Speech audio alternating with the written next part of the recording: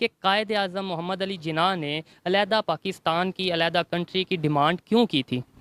हमारी गवर्नमेंट की ये पॉलिसी नहीं है कि हमने सिर्फ मुसलमानों को ऊपर उठाना है या दूसरों को हम तो मुसल आप कहीं पे देखिए। साबित करेंगे कि इंडिया की गवर्नमेंट की यह पॉलिसी है कि पाकिस्तान को हाँ, सॉरी कि मुसलमान को उन्होंने दबाना है, कहीं पे बिल्कुल। उन्होंने प्रॉपर लिखा हो कि जी यहाँ ये जी। हमारी पॉलिसी है कि हम मुसलमान को दबाएंगे?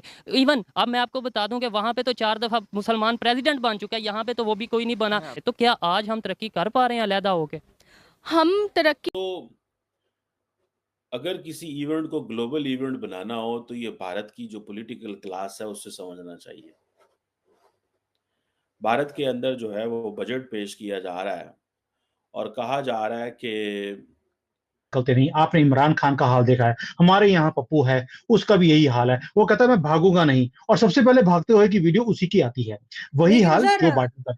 लेकिन सर इनके लिए तो यही कहा जाता है कि जो बाइडेन की जो गवर्नमेंट थी या है, उसको जो है वो ओबामा चला रहे हैं। इनका तो कोई खास रोल वैसे भी नहीं था, सिर्फ सामने ही रहते थे। जो रिजर्व बैंक ऑफ इंडिया है उसके अगर आप स्टैटिस्टिक्स पे जाएं या जो ग्लोबल स्टैटिस्टिक्स पे जाएं, मोर देन 47 मिलियन जॉब्स जो है वो क्रिएट की हैं पिछले 12 महीनों में इंडिया ने। 47 मिलियन। पाकिस्तान में बात हो रही है हर रोज लोग जॉबलेस हो रहे हैं, हर रोज। इस वक्त 643 मिलियन, 640 45 मिलियन के करीब। अगर हिंदुस्तानी एक कौम बन के रहते तो शायद अंग्रेज इनके ऊपर हुकूमत ही ना करता। तो पहले उनको डिवाइड किया गया कि ये हिंदू है, ये सिख है, ये क्रिश्चियन है, ये मुसलमान है। इनको डिवाइड किया जाएगा तो ही इनके ऊपर हुकूमत की जाएगी। उस नेशनलिज्म को जब उभारा गया तो तब शायद वो चीज़ें जो हिंदुत्व एक पॉलिसी बन चुकी थी, उसके बाद उनका अभी भी आज भी ये पॉलिसी है कि जो वो हिंदुत्व की है। आज हमने 70 साल कश्मीर का मुकदमा क्यों नहीं जो लड़ सके। हम आज तक कश्मीर को रोते रहे, वो उन्होंने हमें पूरी दुनिया में ये कह दिया कि जी ये टेररिस्ट एक्सपोर्ट करते हैं। हम ये दुनिया को जाके नहीं ये बता सके कि इनकी आरएसएस की आइडियोलॉजी ये है, ये हिंदुत्व पॉलिसी जो है अपने मुल्क में राज करना चाहते हैं, जो कि सरासर इंसानियत की तौहीन है। दुनिया को ये बताने में शायद नाकाम रहे हैं कि हम इनकी पॉलिसी, हमने सिर्फ ये कहा कि जी ये कश्मीर के ऊपर जुल्म कर रहे हैं। दुनिया को इससे कोई सरोकार नहीं है कि आप वो कश्मीर के अंदर क्या कर रहे हैं। वो ये कहते हैं कि ये उनका इंटरनल मामला है। वहाँ यहाँ पे कभी किसी को प्रोटेस्ट करने के ऊपर इस चीज़ के ऊपर घर नहीं गिराया गया या इस चीज़ के ऊपर बंदा नहीं मारा गया प्रोटेस्ट करने के ऊपर। यहाँ पे क्रिश्चियन भी प्रोटेस्ट कर रहे होते हैं।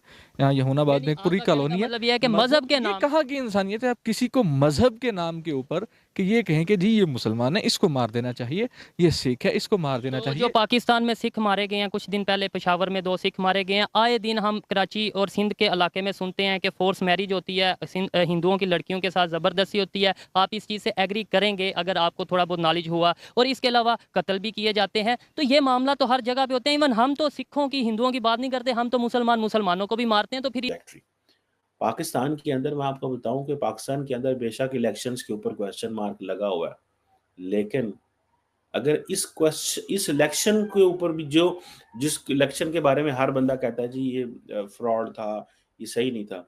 अगर देखेंगे टेम्परेरी बेशक पॉलिटिकल स्टेबिलिटी है, लेकिन अगर समहाउ इस हुकूमत को भी खतरा हो तो मार्केट खराब हो जाती है, बिकॉज वो इसी पे इत्तेफाक करके बैठे हुए हैं।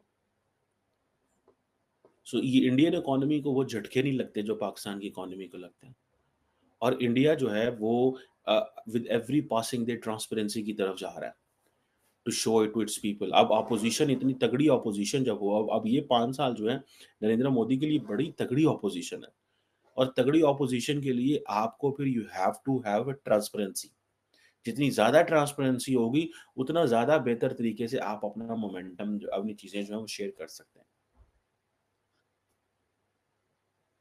ये चीजें आपको देखनी पड़ेंगी कि उनको, हमारे यहाँ क्या है कि हमारे यहाँ ऑपोजिशन तगड़ी हो तो जेल छड़ देने, हमारी ऑपोजिशन थोड़ी सी तगड़ी हो गए इन्होंने केस में और अंदर करो। इमरान खान साहब भी यही करते थे। आज के चलो हालात थोड़े डिफरेंट है तो इमरान खान भी जेल में, लेकिन अब सिचुएशन डिफरेंट है। अब हुकूमत ने उनको कम जेलों में रखा हुआ और स्टैब्लिशमेंट ज्यादा रगड़ लगा रही है। ठीक है। सो ये चीजें जो है लोग जिसे वो कहते हैं ना, these things tell us। ठीक है जी, ये चीजें हैं। अब फॉर एग्जांपल ये जो जॉब की चीज है, मैं समझता हूँ, और ये जो डाटा लेके आए हैं नरेंद्र मोदी और जॉब्स कर रहे हैं, ये चीज बताती है कि इंडिया के अंदर at least they have come up with this idea or they have come up with this point कि हाँ जी, हम नौकरियां क्रिएट कर रहे हैं, हम नौकरियां क्रिएट कर रहे हैं। और मज़े की बात यह है कि इंडिया पूरे खित्ते के लिए बड़े पैमाने पे पैसा रख रहा है इस बजट के अंदर, आपको पता है? ठीक है जी, नेपाल के लिए 150 करोड़, श्रीलंका के लिए 95 करोड़, सेशल्स के लिए 30 करोड़, अफ़गानिस्तान, मालदीव्स के लिए जो है वो भी है पैसा, ये नहीं कि नहीं है, ठीक है ना जी।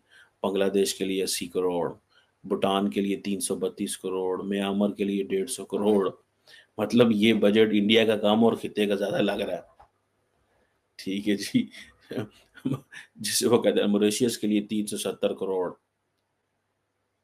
यानी कि इंडियन जो बजट है वो आप देखें कितने बड़े पैमाने पे, चाबहार पोर्ट के लिए, ठीक है जी, 100 करोड़ के करीब। सो इंडिया का बजट, म्यांमार के लिए कुछ 200-250 करोड़ रुपए का बजट उन्होंने दिया भाई। तो ये आप इमेजिन करें कि इंडिया अपने मुल्क के लिए कितना जो कर रहा है, लेकिन खित्ते के लिए इतना बजट वो जो एलोकेट कर रहे हैं।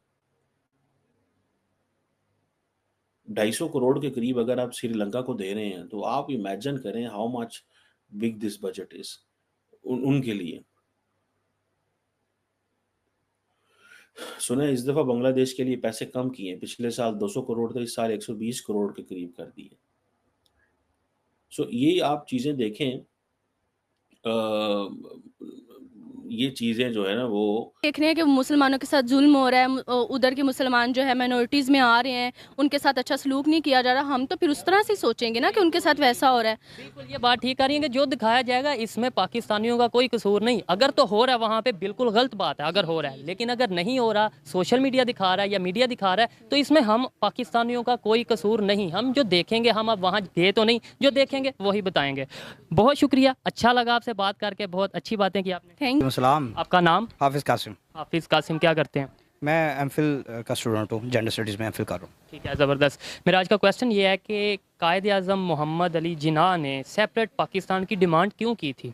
उस वक्त की जो सिचुएशन है वो उनके सामने थी, मद्देनज़र रखते हुए उन्होंने इस चीज़ के ऊपर जो ना फोकस करना शुरू किया था, इस चीज़ के ऊपर सोचना शुरू किया था कि जैसे कि यहाँ पे वो हिंदू भी थे, सिख भी थे, मुस्लिम्स भी थे। पाकिस्तान, ये जो अभी पाकिस्तान कह रही है, उधर की बात कर रहे हैं? नहीं, पाकिस्तान बनने से पहले की बात कर रहा हूँ, कायद-ए-आज़म के दौर की बात कर रहा हूँ। आपने ये पूछा ना नहीं, कि आपने ये बोला है ना कि यहाँ पर भी हिंदू थे। जी बिल्कुल, यहाँ की बात कर रहा हूँ कि हिंदू भी थे, सिख भी थे और मुस्लिम भी थे। और मेरे दादा परदादा लोग बताते हैं इन चीज़ों को कि बहुत सारी लड़ाइयाँ होती रहती थी, बहुत सारे इश्यूज़ होते रहते थे, जैसे गाय ज़िबा करने के ऊपर, मस्जिदों के ऊपर आए दिन कोई ना कोई, कभी मंदिरों के ऊपर प्रॉब्लम हो रही है, कभी मसाजिद के ऊपर हो रही है, कभी गुरुद्वारों के ऊपर हो रही है। तो इस तरह के इश्यूज़ चलते रहते थे। तो इनका जो सोल्यूशन उन्होंने जो बेस्ट ढूंढा था कि जहाँ मुस्लिम मेजोरिटी है वहाँ पे कम से कम जो ना वो बाउंड्री पाकिस्तान मुसलमानों की गवर्नमेंट होनी चाहिए। तो वो एक आइडिया उन्होंने दिया और उसकी सबसे बड़ी रीज़न ये थी कि हिंदू और मुस्लिम्स का टोटली जो रवायात हैं, जो उनके रस्म व रवाज हैं, जो उनकी कल्चर है, वो सारा डिफरेंट है, टोटली डिफरेंट है। बेशक कुछ चीज़ें कॉमन है, जैसे मतलब शादी ब्याह के कुछ रसूमात हैं या खुशियों के कुछ मामलात हैं, वो कॉमन हो सकते हैं, लेकिन एक्चुअल जो मेजर था वो बेस जो है वो मज़हब है कि उनका मज़हब टोटली जो है ना वो क्यास पे डिपेंड करता है, लॉजिक्स पे नहीं है। जो मुस्लिम्स का रिलीजन है ये टोटली लॉजिक्स पे है। चलें, अगर आपने ये बात किया क्यास पे डिपेंड करता है, तो मैं एक आपने क्वेश्चन किया या एक बात किया, उसको मैं डिफेंड कर रहा हूँ इस तरीके से। जो उनका पॉइंट ऑफ व्यू है वो ये होता है कि वो कहते हैं कि भाई जो हमारा मज़हब है वो प्रॉपर लॉजिक पे है, दूसरे मज़हब, जब हम मज़हब की बात करते हैं वो तो ज़ाहिर बात है फिर ऐसे मिसअंडरस्टैंडिंग्स होती हैं।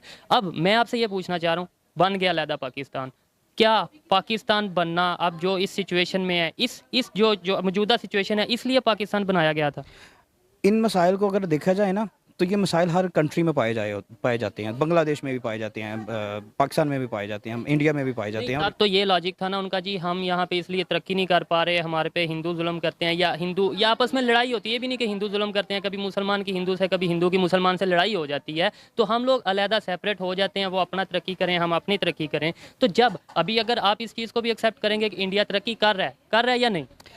इंडिया के भी अगर उनकी डेवलपमेंट के सेक्टर को देखें तो जितना बड़ा उसका एरिया है, जिस लिहाज से उसका उस लिहाज से डेवलपमेंट नहीं है, वो कुछ पार्ट्स में है। पाकिस्तान के ऊपर जिस तरह के मसाइल हैं, जिस तरह की बैरूनी नज़रें हैं, उस लिहाज से डेवलपमेंट कम है।